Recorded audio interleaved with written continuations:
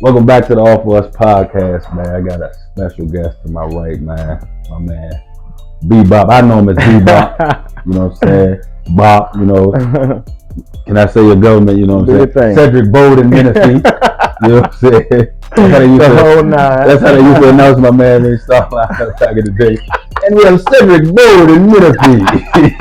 Longest name in the fucking state, man. Hey, that's funny as shit. That's funny as shit. But yeah, man, appreciate you for coming on, man. Appreciate you, man. Cheers, man. Cheers, man. You know the vibe we on. So, man, like, what you been up to, man? What's going on? It's been a minute. Man, life is good, bro. I can't complain, man. We got a lot going on right now. We just hustling every day. Blessed, man. Never thought I'd make it this far in life, honestly, from the wild days we was having back in the day. But yeah. I can't even complain, man. Life is good, bro. That's all, man. I'm glad to hear that, man. You know. Same thing on this end, man. Just working hard, just trying to build brick by brick, day by day. Day by day, stacking them days. Yeah, you know what I'm saying? Like, I love to see what y'all boys got going on y'all land, man. And another thing that I admire out y'all crew is like the way y'all all still stick together. You know what I'm saying? Like, it's been years. Everybody playing their part, doing what they gotta do to elevate the crew. Bro, I've been friends with the same group of dudes since we was 4 years old.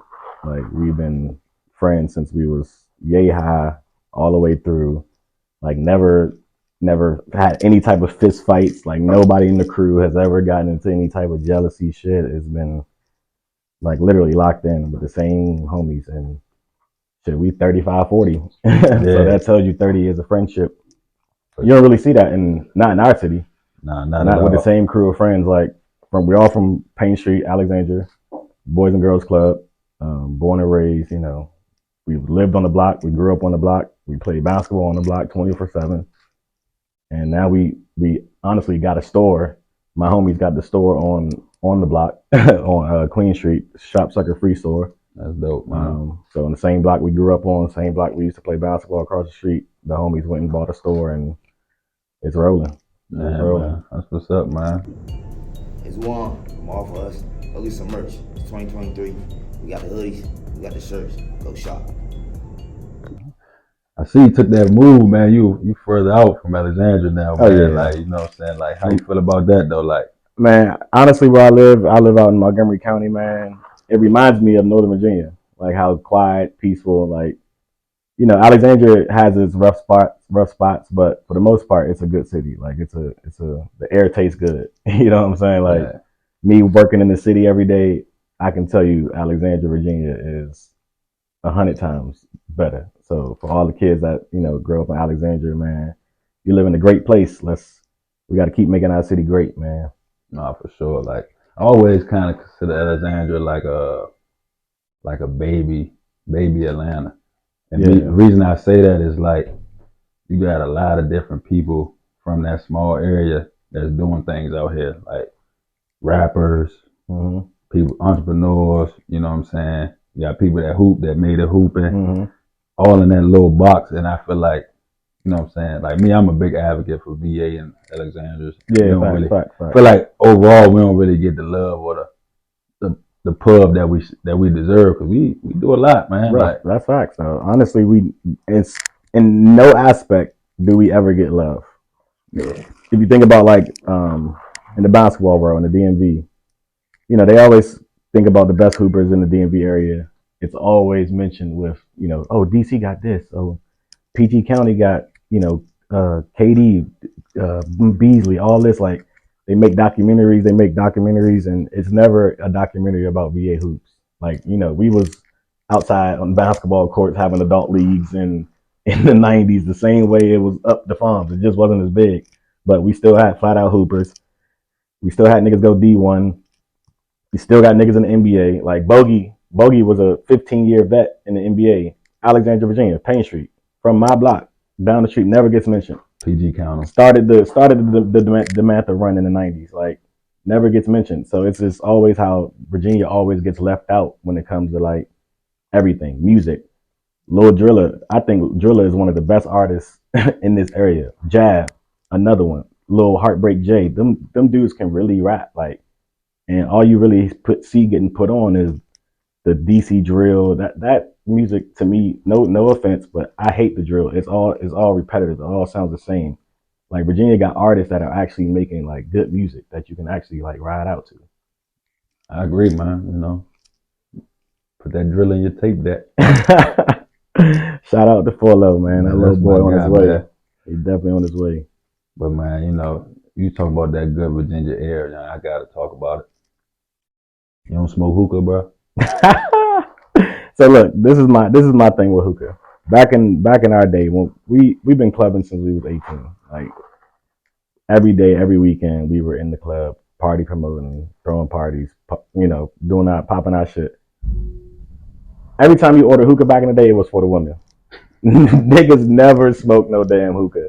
And nowadays, niggas is just, to me, it's just getting sassier and sassier and sassier, and they just picking up everything the woman was doing. Like, we wasn't smoking no fucking hookah. We wasn't smoking no strawberry mints in the motherfucking club. You was smoking your weed, you was drinking your bottles and moving the fuck on. But listen, you won't catch me with no hookah.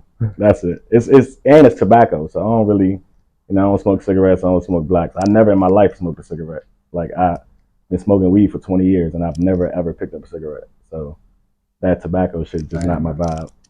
I still standing strong for the hookah. Despite what he said, you know, I don't agree. Listen, some of it, you know, hey, look, I just ordered me a new hookah today. My homie Quan got the hookahs for you. He got a hookah spot called Hookaholics. He got his own little hookah company, black owned. He doing his thing. Well, I need to reserve me a section there.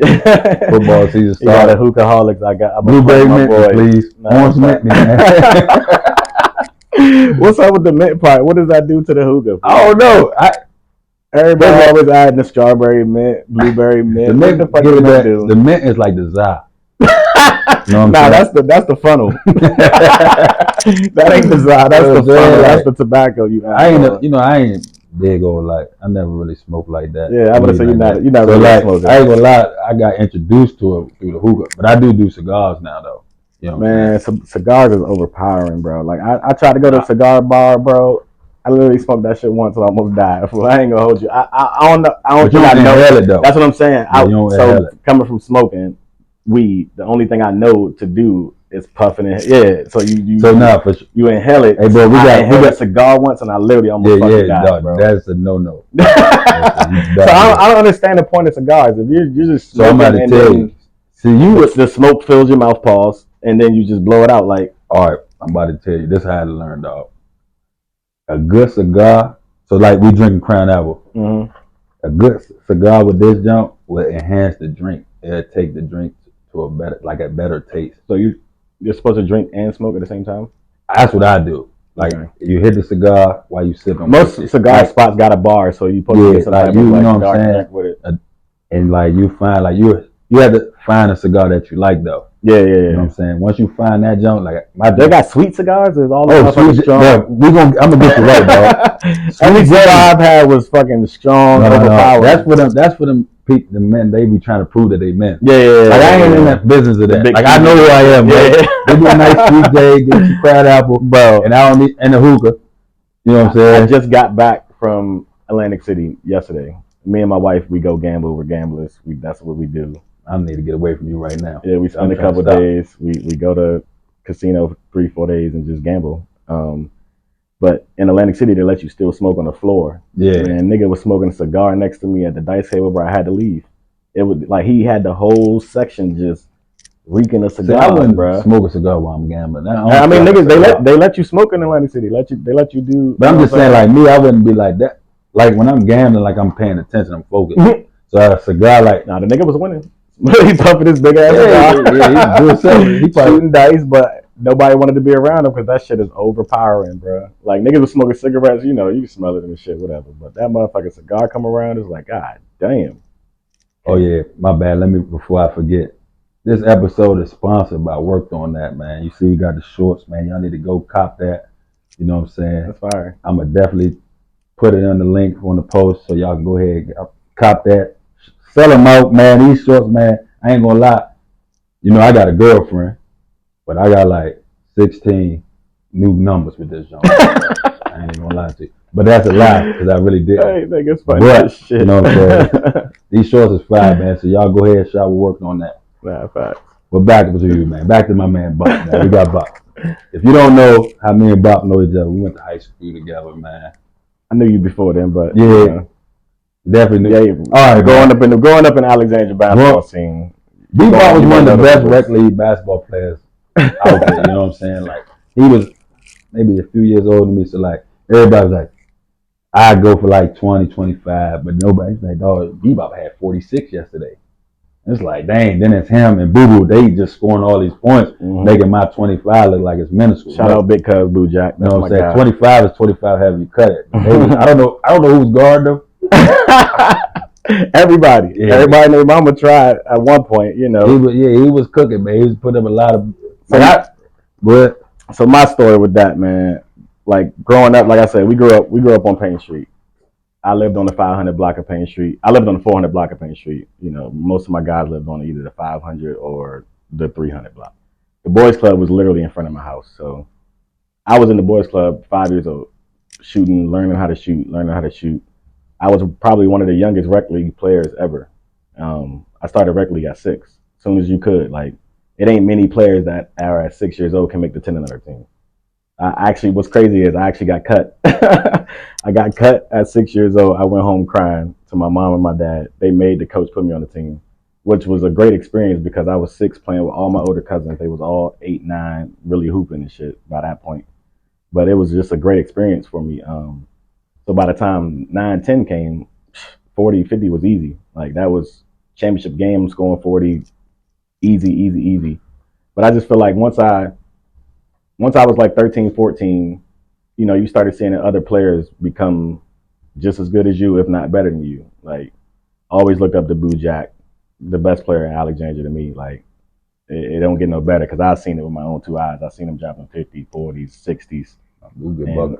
He was Michael Jordan to me before Michael Jordan. So we wound up teaming up together through our AAU career. Like, growing up, YBOA, it was me and Boo Jack. We was, you know, playing against all the others, the city, Big Mike, Dre, Justin Jarrett, like they all play for a whole different AAU team. And me and Boo always stuck with Rising Stars, which, you know, this is what we grew up with. Rising Stars was the first Alexandria AAU team. I played with him. Chinaman, if you know from Alexandria, you know a nigga named Chinaman. Curtis Boxley is his real name. He started Rising Stars, you know, from hustling. It was his hustling. He was hustling, and you know, he was outside and he started the AAU program, and honestly, he got the best kids in the city who he thought was the best, and we played all over the country. It was a beautiful thing. Like, you don't really get that anymore. It's never. I don't know when the last time there's been an Alexandria-based AAU team. Like, we've just lost the whole, you know, AAU thing. We're playing in different cities, we're playing in different states, but somebody's got to bring back the culture of, like, you know, finding the city's best, because the city I'm sure there's more down in the city. Yeah, I'm sure there's more hoopers out there. Maryland, PG, and DC teams still know. Facts. But yeah, like I was saying, growing up to about 13, 14, you start seeing all these other players get better than you. Then I got recruited to play at Woodbury Forest. So I was at TC 9th grade, played freshman year. Got recruited to play at a boarding school called Woodbury Forest. So shit, at 14, 15 years old, I went to live on my own, 3 hours away from all my friends, my family. It was literally just me. 400 kids, 10 of us was black. Before you start, I got a question. What's up? What made you like, I'm gonna go there? The school cost $30,000 a semester. I went for free. My grandma wouldn't let me pass that opportunity up. For sure. I was raised by a great woman. She wasn't gonna let me pass the opportunity up. They was giving me a free ride. I was gonna play on the basketball team, and they were gonna let me reclassify and, you know, work on my shit and become even better. So I couldn't pass the opportunity up. Went to boarding school. Honestly, bro, if I could redo it, there's no way I would ever came back to TC. Like, I went to private school, came back 2 years later. If I could redo it, I was just young and immature. I can admit that for sure. But I would have never came back. The private school bump is different. Like, they treat you different. I was in college at 14, pretty much. I was living on my own, full, you know, eating on your own. You surviving on your own at 14 years old. We had a campus where you couldn't really leave, but you really didn't need to leave. had a 9-hole golf course, indoor track, indoor, like it was the richest of the most elite of the elite schools. It's still to this day. You know how Episcopal is in Alexandria. Yeah.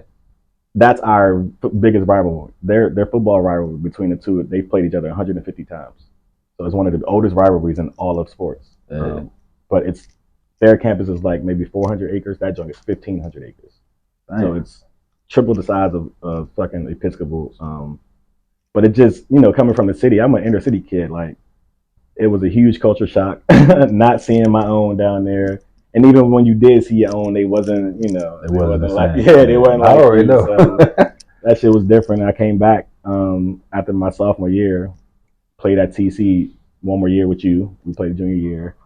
And then what I didn't know was if you played public school basketball, you can only play 4 years. So, as you know, my senior year was taken from me. One of the parents, they say, spotted it out to the athletic director my senior year. Who did that? I don't know. One of the parents told the athletic director, I guess somebody on the team who wasn't getting no burn because it was our senior year. So we were starting. I was already the team captain junior year. So I guess, with their son or kid not playing, they went to the athletic director and said, "Yo, this kid's played 4 years of high school basketball already. He's not eligible no more." That's so crazy. I went the whole summer playing varsity. I mean, playing summer, team fall, camps, all that. By the time right before about October, the athletic director sat me in his office and was like, "You can't play basketball this year." By that time, you can't really transfer. Like it ain't. You know what I'm saying? You can leave, like, you know what I'm saying? But I got friendships, I got girlfriends. I'm not just gonna like get up and roll out. So honestly, senior year was like the hardest year. Senior year of high school was probably the hardest year of my life. Like just watching y'all boys on the sideline. Like I wasn't involved in the team at all. Once they told me we had a new coach that year, Coach Vincent. Shout out Coach Ivan Thomas. I mean Coach Thomas, not Coach Vincent, Coach Thomas. So we was expecting, he was coming over from Edison, and we was expecting to be good. Like if T-Mac was coming back from not making the grades the year before, like we was just expecting major things from our program after going 18-7 junior year. And then the athletic director was like, "Nah, we're gonna sit you down." Dang, that's crazy because I ain't even really ever put myself in your shoes in that situation before and look at it like, because you didn't leave. Yeah. A lot of people ask me, was I going to roll out? And, you were starting to get colleges talking and shit to coaches and shit junior year. You start hearing, going to camps and we crushing camps and shit like that. But then senior year, you don't even get to play your senior year. So you get no chance of really playing college basketball. So that shit, man. It was rough, bro. Senior year. So after that, bro, I got into the marketing program at school and I got out of school every day at 12:45. I couldn't be around basketball. I've been playing basketball since I was 5 years old. That was really all I knew. I didn't play football. Even though when I went to fucking Woodbury, when I went to private school, I played lacrosse and I played football. You have to play a sport every year, and I was actually nice as shit in lacrosse, by the way. Man, you let me explain Bebop game to y'all, man. He used to score a lot of points. Then he turned into it like fake ass Bruce Bowen. So I can see that in lacrosse, equating lacrosse, real physical. So I'm gonna get into that. I went to private school. I left Alexandria as a fucking scorer. I could score with the best of them. Like always was scoring. I went to private school, bro. They literally changed my game. Like my freshman year. So my freshman year in private school, I played JV. I was a star player on JV, averaging 25, doing what the fuck I was doing coming from playing in Alexandria. Yeah. My sophomore year, now I'm on varsity. We got niggas going to UNC. We got niggas going to UVA. Yeah. We got niggas going to William and Mary. Like, fit in where you can fit in. Literally is what the coach told me. Accept your role. So I was like, these niggas is all little white boys and shit. I'm really more athletic than all these niggas, so I'm about to start strapping shit up. So I was literally known for strapping shit up, slasher. Like, the nigga even wanted to change. I had the ugly form back in the day for my 3-ball, but that shit was cash. Yeah. So they wanted to change my form, all that shit, bro. So, like, by the time I came back to junior year, like, I probably averaged junior year in TC, I probably averaged like 12, 13 points. But I didn't have that same confidence in myself in terms of like, oh, nigga, that's cash. Like, come on, 14-year-old Bob, from anywhere outside the 3, it was cash. No matter what angle, you know what I'm saying? No matter, like, coaches, when they say, like, coaches can really change your game and fuck up your mental, change up your confidence, bro, that's a real thing. Like, it took me half the season at TC really to gain my confidence. Even though, like, first game of the season, we was cooking and shit, but it took a lot to really gain my confidence back up. Like, yo, you're back home. Like, I wish I never came back, honestly. Only reason I left private school, I was coming back in the summer hanging with my friends. Yeah. And then by the time school came around in August, I was like, I'm not going. And I didn't tell nobody I was going to TC until like 2 days before school started. Like, nobody knew. Like, so our first day, like, everybody was like, what the fuck are you doing here? I was like, I'm back. I was like, I'm back, baby. Like, hey, welcome back. That's crazy. That's the high school story, man. Yeah, man. Those good years, man. But everything happened how it's supposed to happen. Facts. That's how I look at it. Like, you're in a great spot now. Facts. They don't even know your new nickname. Well, I got a nickname for you. I ain't even tell you. What is it? Oh, it's King Troll. King Troll, man. This dude right here, man. I don't know. He can get under people's skin, man. It's been going on for a while, man. No, you've been doing it for a while, bro. Like, I've been saying it. I know the right word to say, man. Like, I just be speaking. I'm an Aries. I speak my mind at any time. So before you get into that, I'll tell you when my troll shit started. Back in the Twitter days, back in prime. I'm talking LeBron in Miami. So that's like 2011, 2010 era. Niggas was really popular on Twitter. Like, when Twitter was really Twitter, like, me and my niggas we had a good following. So we used to talk shit, just like, just randomly talk shit. I was a Redskins fan. So anytime them niggas lost, I'm on all their players' ass. Like, you dropped that, nigga, you dropped that, you dropped that. And them niggas was responding to me. I'm like, damn, like, they got millions of comments, but why the fuck are they responding to me? Like, what the fuck, who am I? So I was like, all right, I'm growing off that. Then one time we got into a fucking roast battle with Marlon Wayans on Twitter. Me and my man Fred just going, he gave us like 10 tweets, just cooking our profile picture. We was cooking his ass back. So that continued. And then it all really started, bro. Christmas morning, probably like 2015, 2016. Fucking Kevin Durant. KD was out for injury. KD was out injured, bro. And I was like, bro, you soft as KD. So the story of me not really liking KD is because my brother, who's my best friend in the fucking world, he likes KD. I like LeBron. Of course I don't fucking like KD. You know what I'm saying? If he don't like LeBron, of course I don't like KD. It's nothing fucking personal with me, you know what I'm saying, with me not liking him. So KD responded to me Christmas morning. It was like, damn, what's up, little homie? You be seeing me in the club. Like, you don't never had this type of energy. So, like, me and him go back and forth like 3-4 tweets on Christmas morning. Never forget the shit.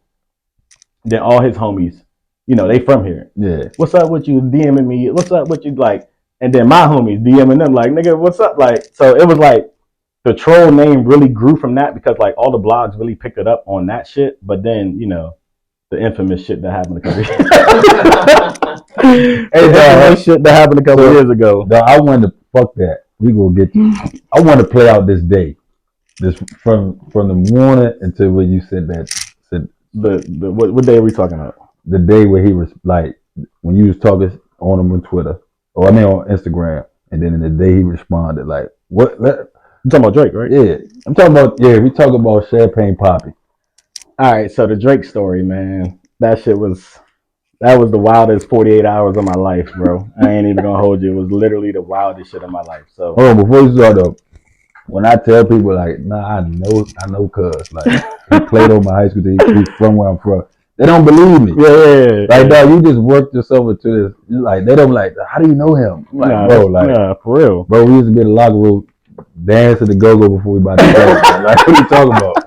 But when all that shit happened, I just know, like, I was thinking about, like, the people who knew me and, like, what their day was. Because I know they were, like, asking niggas questions, like, because I was still having a normal day. But that's what I want people to understand. You've been doing that shit. I've been doing that shit forever. It didn't start with Drake. Yeah, that's why I want people. That's why I went back even further. Like, it was way before. I've been talking about shit online for a long time. Yeah, you talk like you got a bulletproof vest. it ain't no beef out here, man. It ain't no Bebop call niggas out, bro. Listen, I always got it on me, by the way. So they could be hurt. Nigga Bebop don't give a fuck. Why you not playing? No, you saw the shit like, no, I got to discus, man. You saw nigga play, nigga. All right, dog. So the motherfucking Drake shit, bro. So me and my wife, we in the bed chilling like 10, 11 o'clock at night.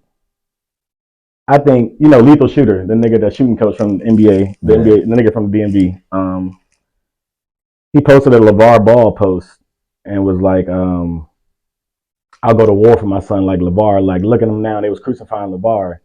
And Drake commented and it was like, if my son is a piano player, I'll go to war for him or some corny shit. I was like, bro, shut the fuck up. And I responded, I was like, bro, your son is at home playing with ghostwriters. And listen, all right, backstory. Drake posted that, right? He got like 60, 70 comments in between. Like, niggas be, as soon as a celebrity posts, they'll respond. So I responded after the 70th fucking comment. Then that nigga found that. He found that comment, right? And responded to me. So I'm in the bed chilling. My wife goes to her Instagram. She opens her Instagram and she's like, do you know who Champagne Poppy is? I looked at it, I was like, what the fuck do you mean? Like, what do you mean? I was like, Drake? She was like, yeah, somebody named Champagne Poppy with a blue check just started following me. I was like, give me a phone. And I clicked on the fucking page and that joint said like 100 million followers. I was like, oh my gosh.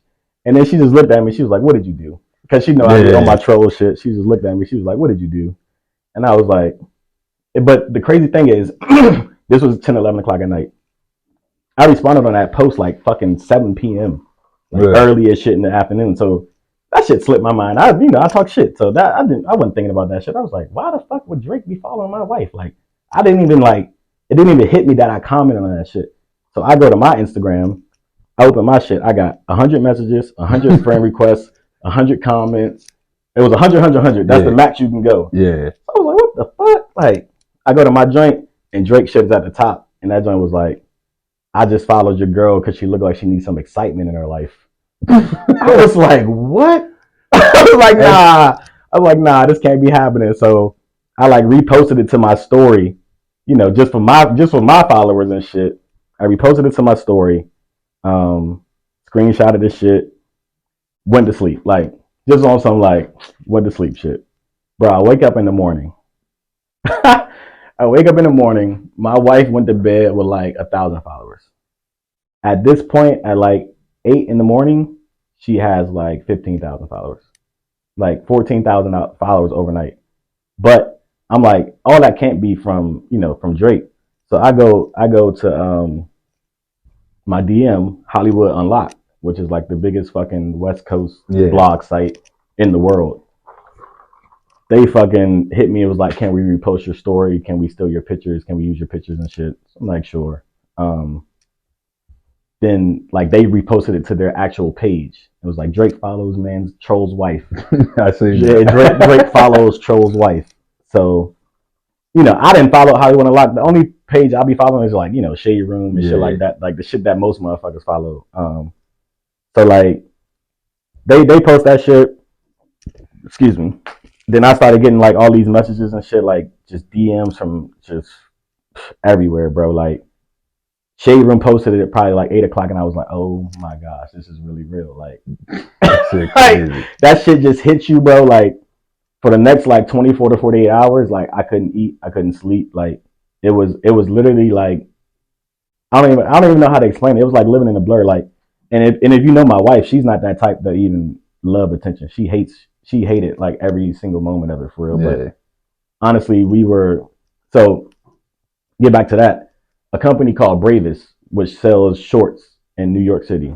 That nigga sent me a DM and was like, post me. So I'm just talking shit at this point. I'm just talking shit in my story, I follow you. About everything. I was just talking shit like, this is who I am. Troll. But the funny thing is this though, you do say you like his music though. Drake is my favorite artist. That's what people don't know though. You know what I'm saying? I wasn't talking shit about his son. I wasn't talking shit about his kid. I was just talking shit to him. Like everybody knows he's known for having a ghostwriter, but Drake is my favorite artist of all time. Like outside of Wayne, Drake is my favorite artist, and Drake might soon be passing Wayne. But like, I'm a huge fan of Drake. Like, there's there's no real beef between me and Drizzy. But like, so like I said, the short company fucking DM me, was like, yo, I'll pay you $400 right now to post me in your story.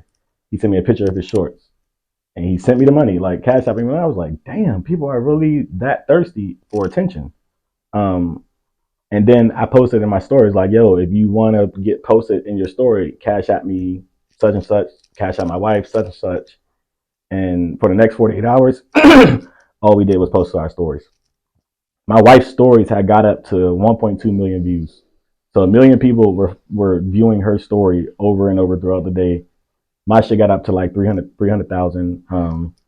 But it was just like, when I say it was the most chaotic, we did a TMZ interview. Yeah, I seen we sat down with TMZ. They called us out, and we actually made so I was like, how does this work? You know, like, nigga, I'm from the hood. I don't know how the fuck TMZ works. So they call you, and I was like, first thing I was like, how much are you paying me? Like, the hustler mentality, how much are you paying me? So they were like, we can't pay this and that. You'll get the publicity from it. I was like, all right. I mean, that's true. It's fucking TMZ. So like, you go on TMZ, you're going to get the pub.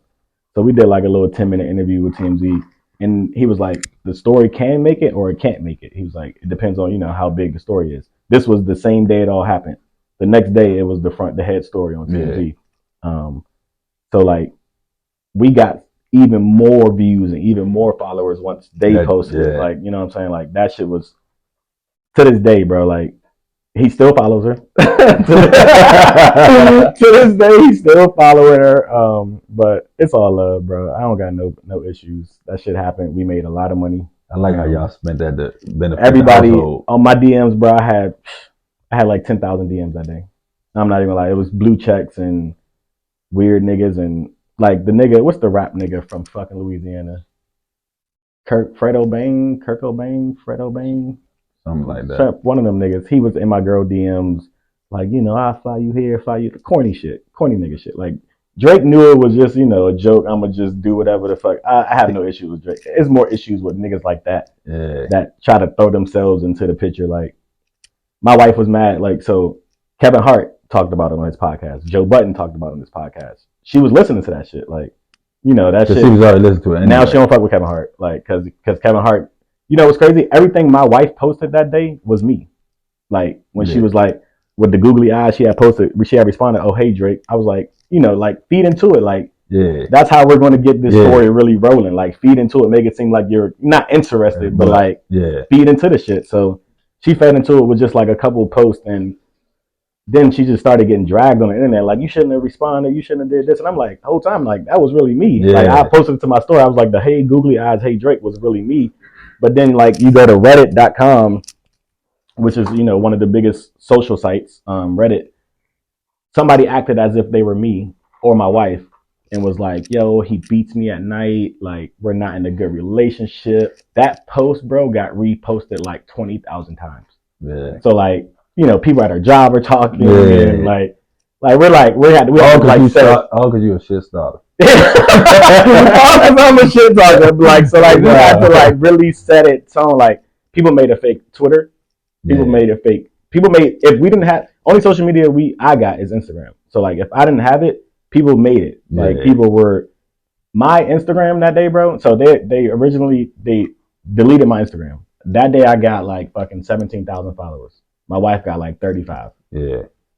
They deleted my Instagram for talking too much. Like, Drake fans used to every time I would post my daughters, they would report it. Yeah, like, no bullshit. Like, they were reporting my shit. This fan base is crazy, bro. It never stopped. Like, they were reporting my shit to the very end, and they took my page, bro. I was so hot. They took my fucking page. I was mad as shit about that. But I'm back on Instagram. But I got to get my shit back.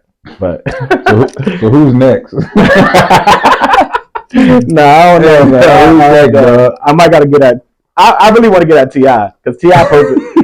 posted some shit that day, bro. Like, so the shit happened. T.I. waited like a week later to post the story on his actual page, and he was trying to like talk crazy about my wife. So like, I really want to see about T.I. Like, so I might just start a troll fest on T.I. because like, Nigga, you gotta hit. It's you just got an me off fucked up. us exclusive. And I ain't never told nobody. He got me fucked up. See, I definitely got me fucked up for sure. But yeah, that's just like, but the way you played that jump and put yourself in position like to monetize that jump. Got to, bro. Because a lot of motherfuckers would have just been happy with their attention. It's crazy because a lot of people say that. Like a lot of people was like, "What made you start charging people?" And it was literally that guy reaching out to me. Like he started that shit for me. He don't even know. Like, and that he alone, he went from fucking 34,000 followers, bro, to 71,000 in 2 days. Man. Because I was reposting his shorts and he had some fire ass shit like New York clothing brand, bro. Hey, look, there's a tip. I'm about to give y'all Drew's tip. I do Drew's tips on Instagram. Mm-hmm. There's a Drew's tip. So when he go ahead and get T.I. respond and they get going, go ahead. But people were like, get your marketing budget right. Some people were in my DM was like, yo, you're charging too much. I'm like, bro, I'm charging $100. Yeah, I seen like, I was charging $100 from me and my wife's stories was $200. So yeah, I seen that. We ran that shit up 5 figures plus. But it's like, you wouldn't put $100 into your marketing to your brand that right now you see that I'm getting 1 million people to view my stories. I'm showing you it's 1 million people viewing my shit, but you won't put $100 to your brand to market. I'm kind of mad I didn't do it. Bruh, it was a great wave. Everybody who I did it for literally told me thank you. And it got to the point where so many people wanted to do the shit. Yeah. All I did was post my Cash App and was like, send it with your name. Because I was getting, like I said, I had like 10,000 DMs. I couldn't see everybody's DMs like, yo, I want in, yo, I want in. I was like, you know what? Send me your money first up front. And motherfuckers took chances. Like, it could be a scam. You send in money up front before I even talk to you or do anything for you. And I mean, the motherfuckers who actually took the risk of $100 fucking benefited from that shit. Yeah.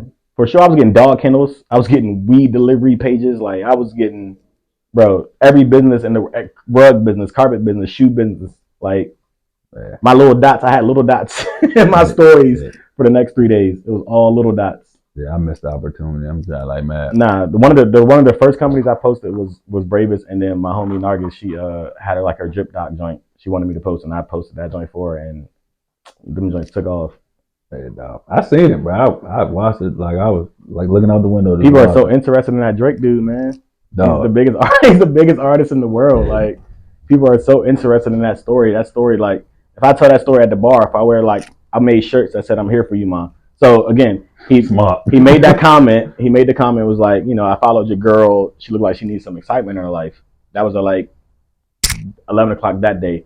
The next morning when we woke up, he DM'd her and was like, "I'm here for you, ma," at like 3 a.m. So I was like, hold up, like that quote, "I'm here for you, ma," was in DC clubs that night. Yeah. People were on there when they were ordering bottles. They were ordering. "I'm here for you, ma." So I'm like, hold on, like the world is talking about this shit. Like the world. I was on Shade Room France. I was on Hollywood Unlocked France, like fucking Switzerland. The story went everywhere because of who it was. It was Drake talking shit and try to slide in a dude's wife DM. So, like, getting that. Where was I going with that? Just like how you benefited from how you. It was strategic with the whole movement. You had to be like, if you can't, if like you see people going viral now, and then you see them try to do the thing. Like, one girl had went viral with Blueface, the rapper nigga. I went to her page after she went viral. She was doing the same shit. Yeah. Like charging people for her story. She was charging like $75, but all her joints was little. You come up fucking 10K in a day, 20K in a day, 5K in a day just because you went viral, and people are that nosy and people want that much attention. But like I said, it's marketing for your brand, your business. Everybody like me. If she goes viral on Shade Room, they're gonna go check their story. They're gonna go to check their page. Because you're always looking forward to what's next, what's hot. Yeah. People want to see who's viral, what you're doing, what's your reaction. Like, that shit crazy. It's just crazy that I know you, bro. Listen, that day was a crazy day for my friends, my family. Like, my brother was in niggas' comments like, "Nigga, you got my brother fucked up." Like, nigga, you know what I'm saying? Like, niggas was, "Your brother's a cornball, OVO 6 Drake 6 guy." Like, you fuck your brother. Like, it's still on damn. I don't even got that page no more. But you go to my wife's page. One of her main joints is me. You still go to the comments. She got like 2,000 comments. Like, Shade Room gets like 2,000 comments and shit like that. That's crazy. She was getting 2,000 comments just motherfuckers arguing with each other. Like, this is a good woman. She's trash for responding. Blah, blah, blah. But it was like, I'm telling you, bro, it was like the craziest 40. We wound up going Wednesday. It happened Wednesday. We wound up going to dinner that night.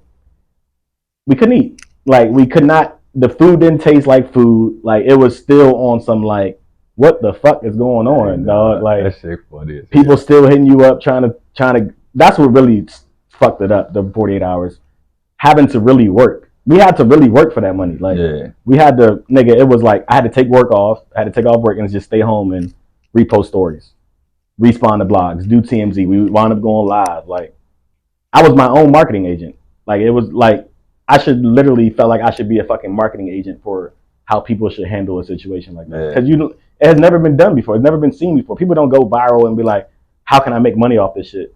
People go do a podcast or do an interview somewhere else and be like, all right, I'm happy with that. No, they just want the attention. They just want the attention. I wanted the money. Like, I literally was like, nah, how can I flip this?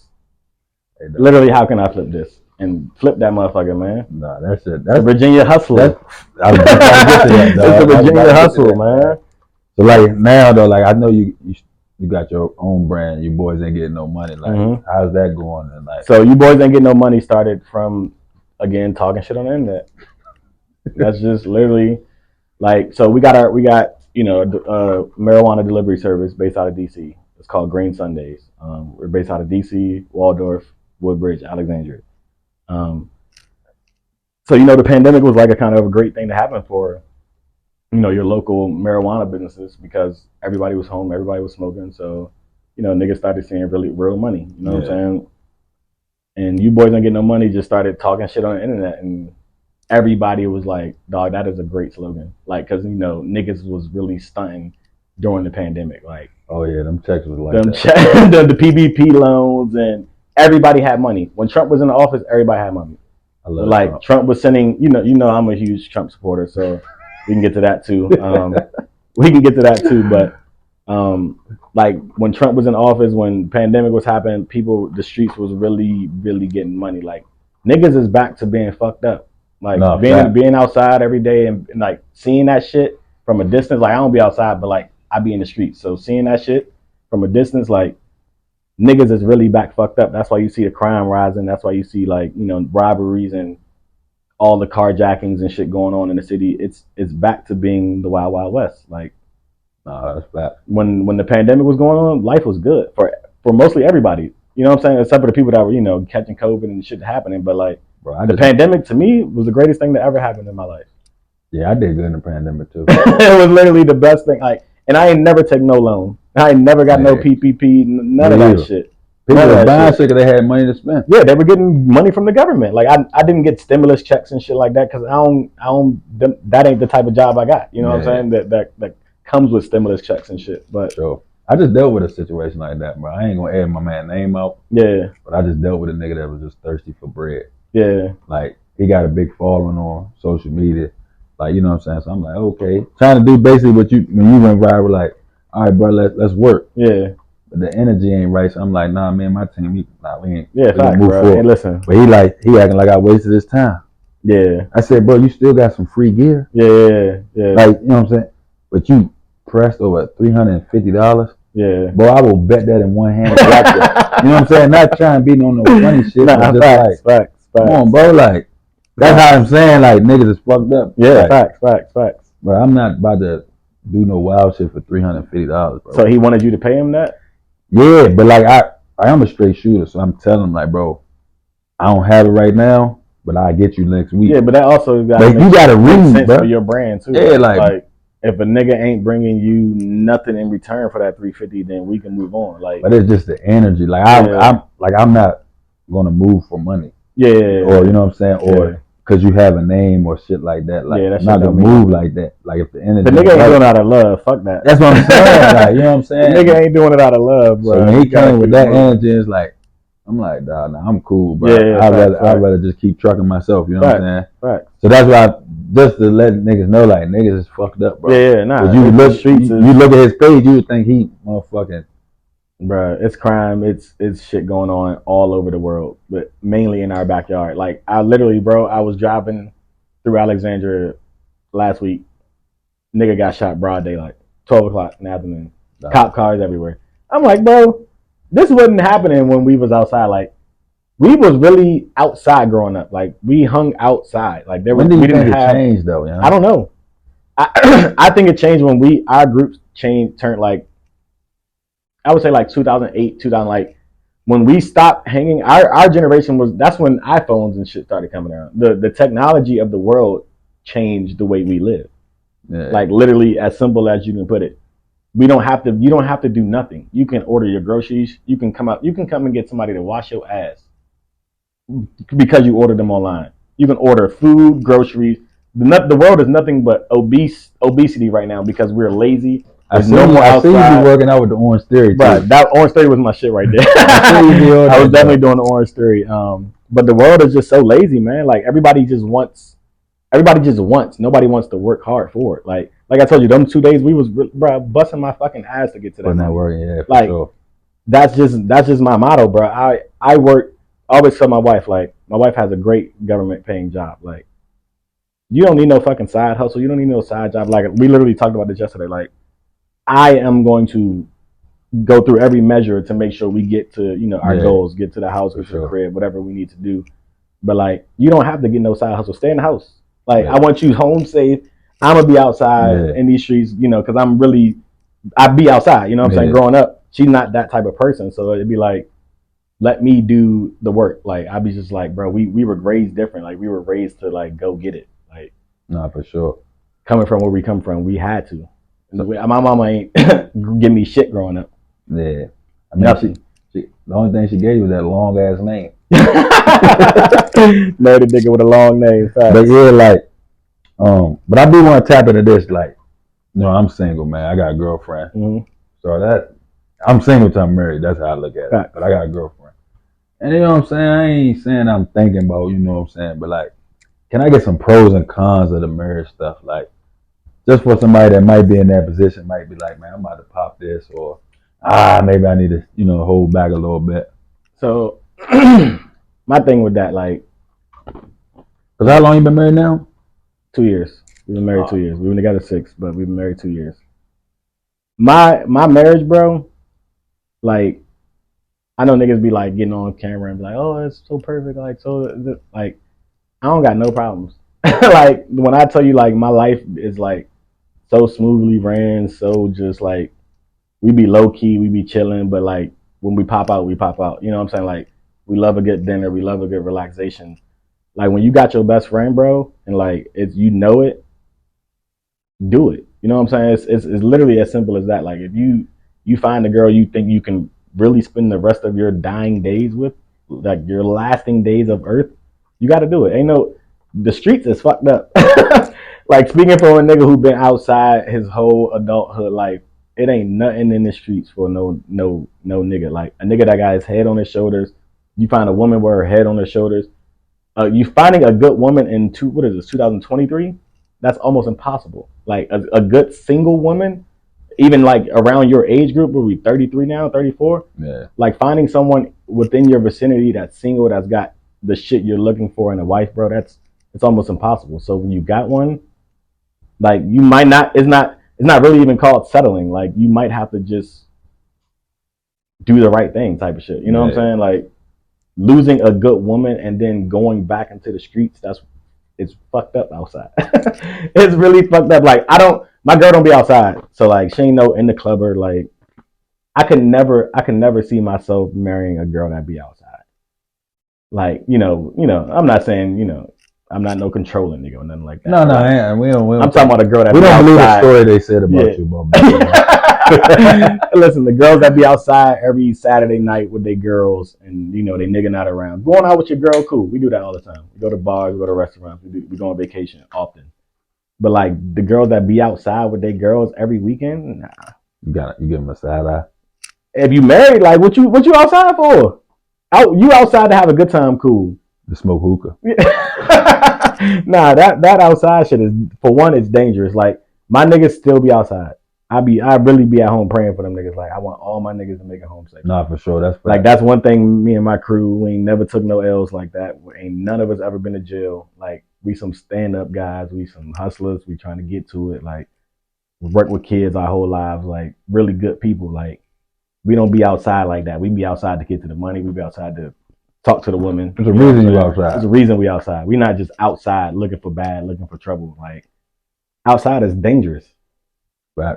Like you can be at home. I know you can be at home and shit can happen, but the chances are a lot slimmer than being outside every night. Like, no, for sure. I want all my niggas to make it home every night because I know niggas be outside jewelry on, $1,000 shoes on. Like niggas be hating. The streets is really back to being fucked up, and niggas be hating. That is a nice chain you got right there, brother. Thank you, appreciate it. Wizards. We got our own weed chain. It's called Wizards. I'm about to go shop. Fuck with us. We got to gotta close out the shop. I just gotta get somebody to roll my shit though. we got the delivery service, man. If you're in the DMV area, we will pull up at your crib, your job, whatever. We got a whole website, greensundays.com. Yeah, plug all that shit. Greensundays.com. Facts. Check in. We can pull up at you wherever you are in the DMV, and we'll drop the weed off to you. Weed, edibles, shrooms, edibles again. Whatever you need. With our drinks, we got the drinks. We got whatever you need. Like literally, we got the Wizards wholesale. Tap in with that. We literally whatever you need, bro. For sure, man.